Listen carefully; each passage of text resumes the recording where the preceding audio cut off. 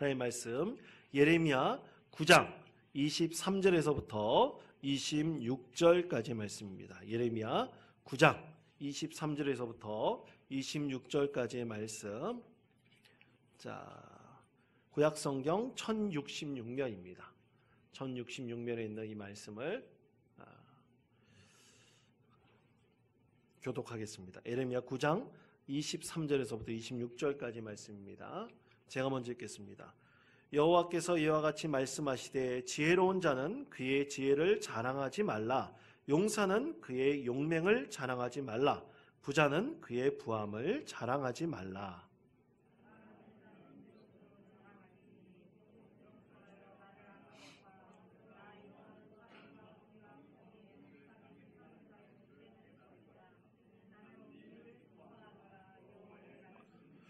여호와의 말씀이니라. 보라, 날이 이르면 할례 받은 자와 할례 받지 못한 자를 내가 다 벌하리니 곧 애국과 유다와 에돔과 암몬 자손과 모압과 및 광야에 살면서 살적을 깎은 자들에게라. 무릇 모든 민족은 할례를 받지 못하였고 이스라엘은 마음에 할례를 받지 못하였느니라 하셨느니라. 아멘.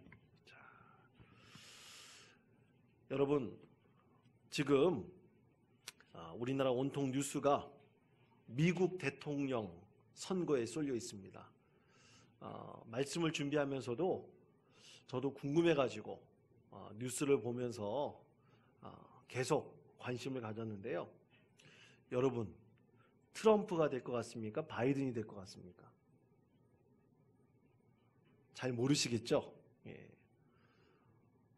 그러니까 다른 나라 대통령 누가 되는지 우리에게는 큰 관심이 없을 수도 있겠습니다만, 사실 우리나라의 그 언론에서 지금 실황 중계를 하고 있는 분명한 이유가 있죠. 왜 그렇겠습니까? 미국 대통령 선거에서 누가 대통령이 되느냐에 따라서 우리나라 국가, 경제, 정치, 외교 모든 분야에 미치는 영향력이 너무나 크기 때문이죠. 어떤 이득이 우리 가운데 있는지는 저도 정확하게는 잘 모르겠습니다. 그러나 어떤 대통령이 되는가에 따라서 우리나라에 하여간 엄청난 외교, 정치, 경제 모든 분야에서 영향을 미친다는 것은 분명한 기정사실입니다. 그래서 많이 관심을 갖고 있는 것이죠. 아마 여러분 마음속에서도 누가 됐으면 좋겠다, 아마 그런 마음을 분명히 갖고 계신 분들이 있습니다.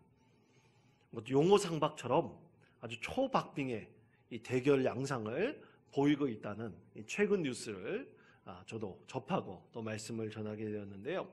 그만큼 우리나라에 미치는 영향력이 굉장히 크기 때문입니다. 여러분, 그런데 이것은 자연스러운 것입니다. 세계의 빅2라고 하는 나라, 미국과 중국의 나라에 우리나라는 영향을 받을 수가 없는 것이 그냥 기정사실입니다. 과거에는 중국의 영향력을 많이 받았지만 이제 세계 최고의 나라라고 하는 미국이 이제 우리나라에 영향을 미친다는 것은 우리가 피할 수 없는 사실이죠. 그래서 우리가 그것에 당연히 관심을 갖고 또 누가 되느냐에 따라서 우리나라가 대처하는 모든 전략들도 바뀔 수밖에 없는 것입니다. 이것은 과거에서부터 계속해서 우리나라에 있어 왔던 것입니다. 여러분, 과거에 병자호란 때를 우리가 생각해 보면 분명히 잘 알 수 있습니다. 이 남한산성이라는 영화, 또 그리고 그 책을 쓴 김훈 그 소설가의 책에서도 그대로 그려지고 있는데요. 여러분, 병자호란 때를 한번 생각해 보십시오. 병자호란 때 주화파와 그리고 척화파가 나뉘어져서 대립하고 있었다고 합니다. 이 주화파의 대표적인 사람은 최명길이라는 사람이었고요. 척화파의 대표적인 사람은 김상원이라는 사람이었습니다. 둘을 기점으로 대부분 이 척화파의 많은 사람들이 그렇게 모이고 있었지만 결국에는 최명길이 주장했던 이 주화파, 지금 청나라의 우리가 항복하지 않으면 나라를 보존할 수 없다는 척화파의 그 주화파의 주장이 결국 나중에 받아들여지지 않습니까? 남한산성에서 그렇게 대결을 했지만 결코 버틸 수 없고 그냥 무너져 버렸던 것이 우리나라 과거의 현실입니다. 그런데 그것을 인정하지 않을 수 없었다 그래요. 여러분, 이제 그 병자호란이 일어났었을 때가 이제 조선시대의 인조왕 때였었는데, 인조왕 전에 있었던 광해군 때부터 우리나라는 이 중국 안에서 두 나라의 영향력 하에서 갈팡질팡하면서 그 광해군이 실리 외교를 하고 있었다고 우리는 역사적으로 잘 알 수 있습니다. 그 중국 안에서의 두 나라가 어떤 나라입니까? 명나라가 있고 또 새로 신흥 강국으로 떠오르고 있던 후금이라고 하는 청나라였어요. 그래서 명나라가 이 청나라와 대적할 때 군사를 보내달라 그럴 때 광해군은 그것에 있어서 주저하고 또 그것에 있어서 많은 갈등이 그 가운데 있었던 것이 우리나라 과거의 역사였습니다. 작은 나라가 큰 나라의 영향을 받는 것은 결코 피할 수 없습니다. 그것은 우리나라 과거뿐만 아니라 오늘 성경에서 말씀하고 있는 예레미야의 시대 때도 똑같았습니다. 그 영향력을 결코 벗어날 수가 없었습니다. 자, 오늘 말씀은 이 예레미야 선지자의 하나님께서 주신 말씀인데요. 오늘부터 이제 몇 주간 이 예레미야 선지자에 대한 하나님의 말씀을 여러분 함께 나누고 공부할 것입니다. 자, 이 예레미야 선지자, 과연 그는 누구였는가? 그의 이름은 여호와께서 세우시다라는 그런 뜻을 가지고 있습니다. 여호와께서 세우시다. 여러분, 그 예레미야 선지자의 이력에 보시면 예루살렘 동쪽에 위치한 아나돗 출신이고 제사장 가문이라고 그랬습니다. 이 예레미야는 어렸을 때부터 이제 하나님을 잘 섬기는 이 제사장 가문에서 태어난 그런 사람이었던 것이죠.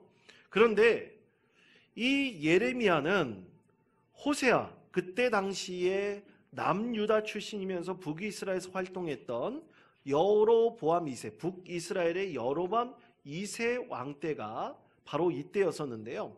이 호세아 선지자에게 굉장히 많은 영향력을 받았다고 보통 알려져 있습니다. 그래서 그를 통해서 많은 하나님의 뜻을 발견하고 또 그의 사명을 그가 호세아 선지자를 통해서 이제 영향을 받아서 활동했었다. 그 사명을 받았다고 그렇게 알려져 있는데, 여러분 예레미야 1장 5절 말씀에 보면 예레미야는 언제 때부터 하나님의 선지자로 지명을 받았느냐? 예레미야 1장 5절 말씀에 보면 하나님께서 그를 모태에서부터 선택했다고 말씀하고 있어요. 모태에서부터 그를 선택하셔서 하나님께서 그를 통해서 역사하셨다라는 것을 볼 수 있습니다. 여러분 화면에 잠깐 그림을 한번 봐주시기 바랍니다. 화면에 보면 이 미켈란젤로가 그린 예레미야의 그림입니다. 그 그림에 보면 예레미야가 굉장히 고심에 빠져 있고 또 상심한 그런 모습을 가지고 있습니다. 턱을 개고 그렇게 고민하고 있죠. 무엇을 고민하고 있느냐? 우리 이 그림을 통해서 상상하고 추측할 수 있는 것은요, 예레미야가 지금 이 남유다 왕국의 백성들의 그 위기 앞에서 그가 고민하고 그리고 또 그가 상심한 마음으로 그렇게 하나님께 눈물을 흘리고 있는 것을 볼 수가 있습니다. 이 화면을 바꿔주시기 바랍니다. 그래서 예레미야 선지자의 별명은 눈물의 선지자예요. 눈물의 선지자입니다. 그는 이 남유다 왕국이 지금 외세의 엄청난 영향력 하에서 풍전등화의 위기에 서 있는 것에 대해 그는 안타까워하면서 하나님 말씀을 전했습니다. 자, 그의 활동했던 시기는 요시야 왕 말기 또는 여호야김 시대라고 하고 있어요. 그가 하나님의 부르심을 받아서 모태에서부터 이제 하나님의 부르심을 받고 그가 예레미야 1장 말씀에 보면 하나님의 소명을 받은 사명을 시작하게 되는데 그가 젊은 나이에서부터 약 30살 때부터 사명을 감당하기 시작을 합니다. 선지자로서 부름을 받고 활동을 하기 시작하는데 약 40년 동안 그가 선지자로서 활동을 해요. 그 40년 그 활동하던 시기가 바로 남유다 왕국이 이제 풍전등화의 위기가 놓여 있었던 바로 그 시대였습니다. 그리고 예루살렘 성전이 무너지고 회파되고 유다의 백성들이 바벨론으로 끌려가는 그 장면을 예레미야 선지자가 목도하게 되죠. 그리고 아이벤 여인의 배를 갈라서 죽음을 당하는 처참한 광경도 보게 되고요. 수많은 사람들이 죽임을 당하는 것을 그가 예루살렘에서 보게 되었습니다. 그러면서 그는 눈물을 흘리면서 하나님 앞에 그가 더 간절히 이스라엘 백성들에게 하나님 말씀을 전했더라면, 하나님 말씀을 더 간절히 전했더라면, 더 간곡히 이 유다의 백성들에게 하나님 말씀을 전했더라면, 그러면서 그는 사실 상한 심령을 가지고 눈물을 흘리면서 하나님의 말씀을 전했더라면 하는 간절한 후회와 상심의 마음을 드러내고 있습니다. 그것이 바로 예레미야 애가이죠. 그렇게 해서 이 예레미야는 눈물의 선지자라는 그런 별명을 가지고 있습니다.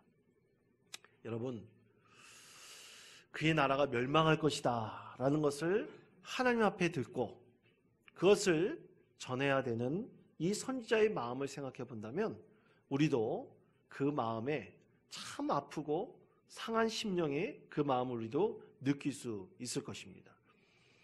이렇게 믿음의 선지자는 하나님께서 말씀하신 것을 반드시 그대로 전해야 되는데 이 믿음의 선지자들에게 반드시 요구되는 것이 있습니다. 그것은 하나님께서 이 세상을 운영하시고 통치하신다고 할 때 바른 세상에 대한 역사 인식과 하나님 중심의 분명한 세계관을 가지고 있어야 됩니다. 아마 예레미야는 이 제사장 가문에서 태어나면서 하나님께서 그를 통해서 역사하시는 그런 역사 인식과 세계관을 그는 분명히 가지고 있었을 것입니다. 그 부모를 통해서 그런 교육을 철저히 받았던 것입니다. 그래서 사실 그 당시에 많은 거짓 선지자들이 나타나서 절대로 예루살렘 성전은 멸망하지 않을 것이다, 불멸할 것이라는 것을 계속해서 많은 거짓 선지자들이 많은 백성들 앞에 그렇게 선포하고 있었을 때였어요.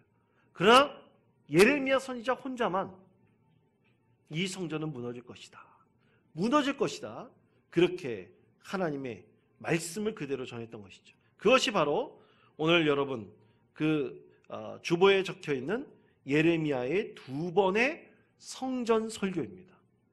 한 번은 우리가 배웠어요. 예레미야 7장에 나와 있는 성전 설교에 배웠습니다. 이것이 여호와의 성전이다, 여호와의 성전이라, 여호와의 성전이라는 거짓말을 믿지 말라는 이 예레미야 7장의 말씀이 있습니다. 성전 앞에 예배로 나오는 모든 백성들에게 그는 간곡하게 이 성전이 무너질 것이다, 그러니 하나님의 말씀을 듣고 회개할 것을 촉구했습니다. 그리고 또 한 번의 성전 설교가 예레미야 26장에 나와 있는 하나님의 말씀입니다. 똑같이 그랬습니다. 그럴 때 이 여호야김뿐만 아니라 시드기야 왕도 이 예레미야를 붙들어서 감옥에 가두고요, 그리고 진흙구덩이에 빠뜨려버리고 그가 더 이상 예언의 말씀을 선포하지 못하도록 그의 입을 막았습니다. 참으로 무엇을 지키려고 했는지 하나님의 참된 말씀을 전하는 이 예레미야 선지자를 엄청나게 핍박했던 과거의 이스라엘 역사가 있었던 것이죠. 그래서 이 성전 설계의 주제를 보면 하나님께서 과거에 실로했던 성막을 무너뜨렸듯이 예루살렘 성전도 무너뜨릴 것이다. 이것에 대해서 과감하고 담대하게 이스라엘 백성들에게 외쳤던 것을 볼 수가 있습니다. 이 세상에 영원한 것은 없다. 아무리 사람들이 세워놓은 모든 것도 거룩한 성전이 할지라도 영원한 것은 없다. 오직 하나님을 섬기는 그 참된 믿음만이 그들 가운데 있을 뿐임을 간절히 외치고 또 선포하였던 것이죠. 그래서 오늘 우리가 읽은 이 예레미야 9장의 내용은 그렇습니다. 이 예레미야 9장은 남유다에 대한 심판과 그로 인한 통곡과 애곡하는 그런 마음을 그리고 있습니다. 그래서 그 고통의 근원이 과연 무엇인가? 이스라엘 백성들에게서 이 고통의 근원이 과연 무엇인가? 이 위기를 타개할 수 있는 나라의 이 위기 앞에서 그것에 벗어날 수 있는 길이 과연 무엇인가? 그것에 대해서 예레미야는 간절히 말해주고 있습니다. 그 고통의 원인은 바로 하나님의 말씀을 믿지 않고 그 말씀대로 살아지 않았다는 것. 그것을 예레미야는 간절히 외치고 있습니다. 자, 그렇다면 성도 여러분, 어떻게 보면 이것은 이 국가적인 재난 앞에서 예레미야가 선포한 하나님 말씀이라고 볼 수 있습니다. 그렇다면 이것을 내 개인이 신앙적인 이 믿음의 관점에서 한번 우리는 이 말씀을 읽고 묵상해 보면서 우리 삶에 분명히 적용해야 할 필요가 있어요. 왜냐하면 신앙이라는 것은 한 개인이 모여서 한 공동체를 이루고 그리고 그것이 이 나라와 민족과 하나님 나라를 위해서 우리가 헌신하고 섬기고 있기 때문이죠. 그래서 중요한 것은 어떻게 보면 한 개인의 신앙이 어떻게 바로 세워지느냐, 한 개인의 신앙을 우리가 얼마만큼 하나님 앞에 진실하고 정직하게 하나님 뜻대로 행하느냐, 이것이 어떻게 보면 더 중요할 수가 있습니다. 그래서 오늘날 이 코로나 시대에도 한 개인의 믿음이 굉장히 중요합니다.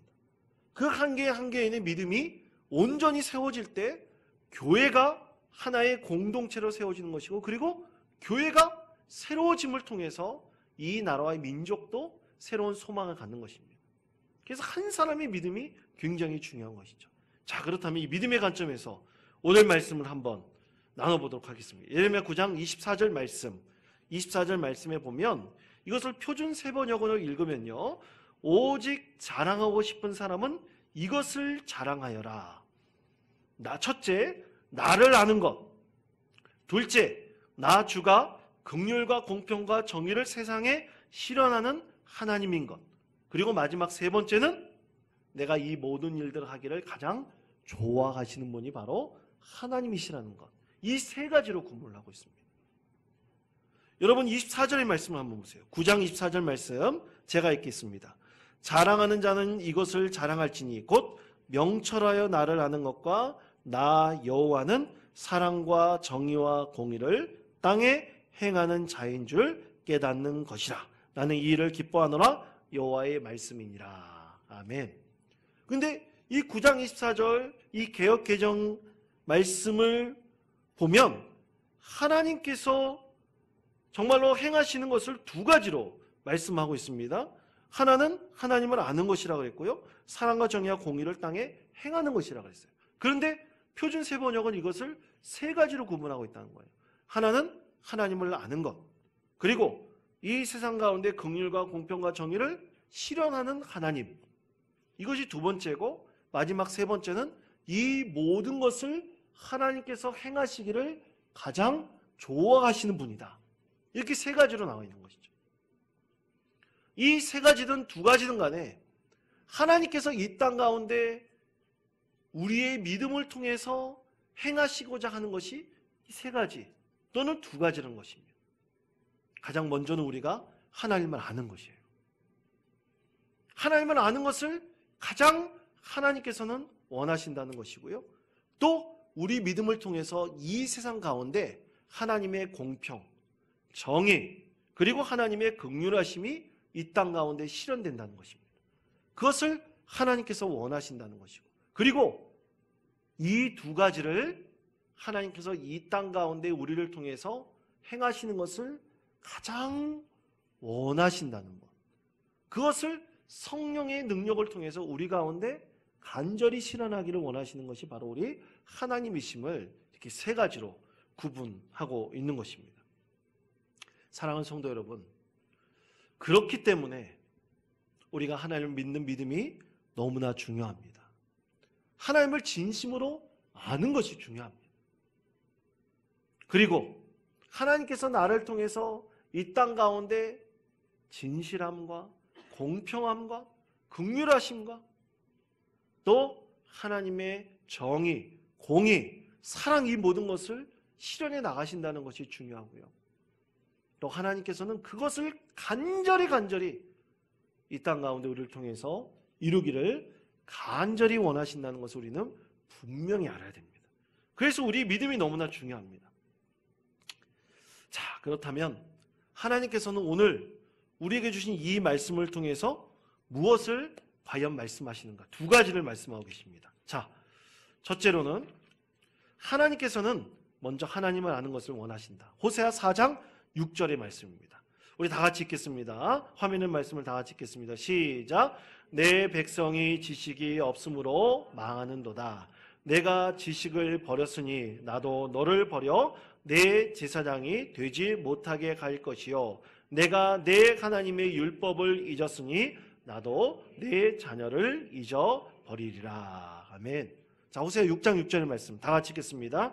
나는 인애를 원하고 제사를 원하지 아니하며 번제보다 하나님을 아는 것을 원하노라. 아멘. 자, 예레미야 선지자의 선포는 어떻게 보면 호세아 선지자가 선포했던 것과 너무나 닮아있다고 말씀을 드렸습니다. 그것이 하나님을 아는 지식이라는 거예요. 그것을 통해서 이 눈물의 선지자 예레미야도 이스라엘 멸망의 원인을 이스라엘 백성들이 하나님을 진심으로 아는데 최선을 다하지 못했다, 하나님을 잘 섬기는데 최선을 다하지 못했다는 거예요. 이것이 이스라엘의 멸망의 근원이 되었다라는 것을 강조하고 있습니다. 사랑하는 성도 여러분, 하나님을 진심으로 아는 것은 과연 무엇일까요?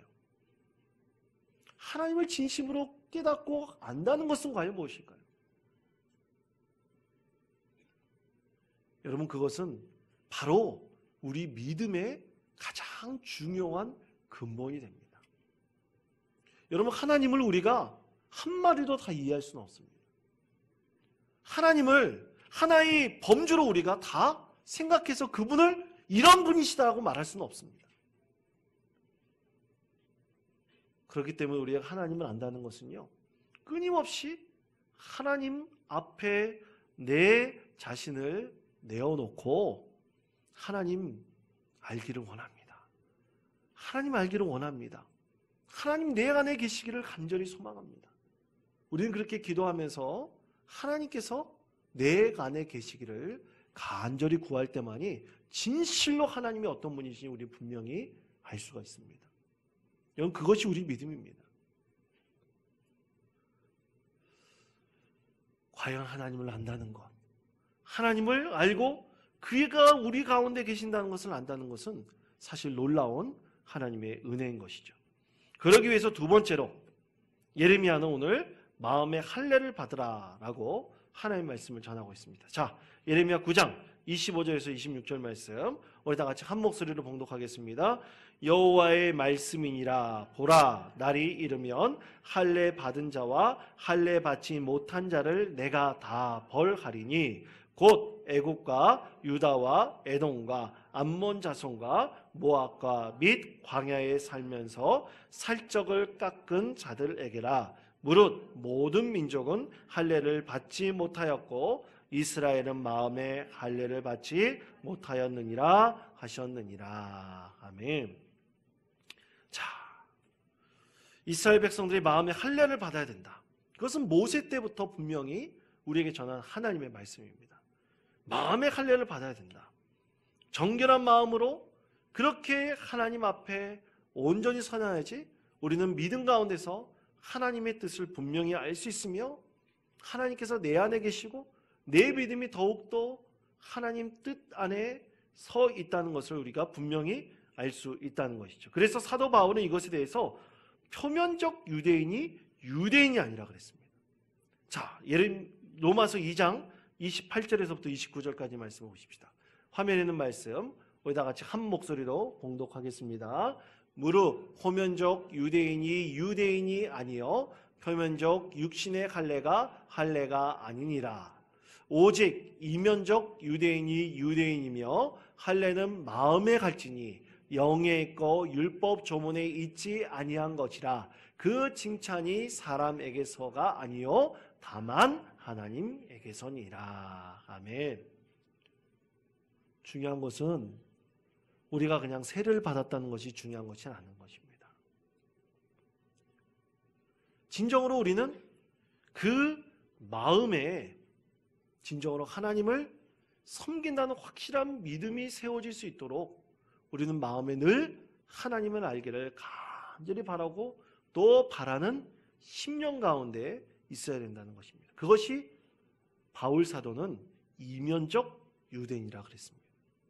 그런데 그 말씀이 예레미야 때도 분명히 선포되고 있으며 호세아 때도 분명히 선포되고 있으며 또 이스라엘 백성들을 애굽에서 끌어내었던 모세를 통해서도 하나님께서 분명히 말씀하고 있는 것이죠. 그러므로 우리에게 하나님께서 말씀하시는 것은 진실한 그리스도인이 되라는 것입니다. 진실한 하나님 말씀 가운데 서 있는 그리스도인이 되라는 것입니다. 아까 처음에 말씀드리기 전에 트럼프가 되든 바이든이 되든 사실 우리 개인적 신앙에서는 별로 중요하지 않습니다.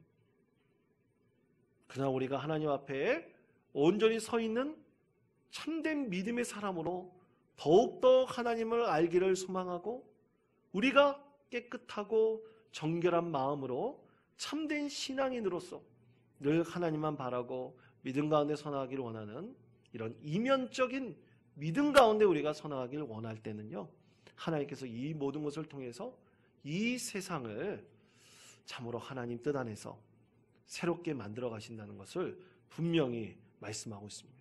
왜냐하면 하나님께서는 사람을 통해서 역사하십니다. 사람을 통해서 새롭게 하시는 것입니다. 사람을 통해서 역사하신 분이 바로 하나님이시고 그의 심령을 통해서 이 세계와 이 민족을 경영하시고 새롭게 만드시는 분이 바로 여호와 하나님이신 것입니다. 그러므로 사랑하는 성도 여러분, 이 믿음으로 이 세상 가운데 반드시 승리하시는 우리 모든 성도님 되시길 바랍니다. 여러분, 3나누기를 한번 보십시다. 우리 개인적 신앙이 어떤 데 바로 세워져 있어야지 하나님의 공평과 정의와 그 진리를 우리가 실행할 수 있을지. 자, 3나누기 보시면 세상의 지식과 명성, 재물에 관심을 두고 그것을 자랑하며 살지는 않았는지를 나누어 보십시다 라고 되어 있습니다. 도움의 글을 보면 교회 학교 회장이 돼서 교회를 섬기는 것보다 학교에서 좋은 성적을 받는 것을 더 기뻐하며 자랑했었습니다. 이제는 하나님을 섬기고 경외하는 삶이 우선임을 가르치겠습니다. 우리의 심령 가운데 과연 무엇을 중심에 두느냐라는 것에 대한 하나님의 말씀이죠. 우리가 진정으로 하나님 뜻을 잘 섬기기를 원하는 사람은 하나님의 사역에도 분명히 최선을 다할 수 있어야 됩니다. 두 번째 보십시오. 자신 안의 율법적인 신앙인의 모습은 혹시 없는지 한번 나눠 보시고 어떤 신앙을 가져야 하는지 한번 나눠 보십시다. 되겠습니다. 주일 예배는 절대로 빠지지 않지만 예배하는 제 모습을 돌아보면 뜨거운 회개도 하나님의 말씀을 듣고 나는 간절한 마음도 없이 형식만 남아있음을 느꼈습니다. 어떤 한 성도의 고백이죠. 구원의 의미를 다시금 새기며 삶을 통해 온전한 믿음이 드러나기를 원합니다. 바로 그것입니다. 우리가 하나님 앞에 온전히 선하기를 간절히 원한다면 우리는 분명히 하나님을 두려워할 줄 압니다. 그리고 하나님께서 나와 늘 동행하신다는 사실에 감사할 수도 있습니다. 오늘도 이런 믿음으로 우리가 승리하시며 참된 믿음의 사람이 서나가는 것이 사실 이 세상을 변화시키고 바꿔가는 첫걸음입니다. 이런 믿음을 가지고 여러분 이 세상에서 참된 그리스도인으로서 온전히 서나가시는 우리 믿음의 성도 되시기를 간절히 축원드립니다. 이 시간 우리 함께 기도하겠습니다. 하나님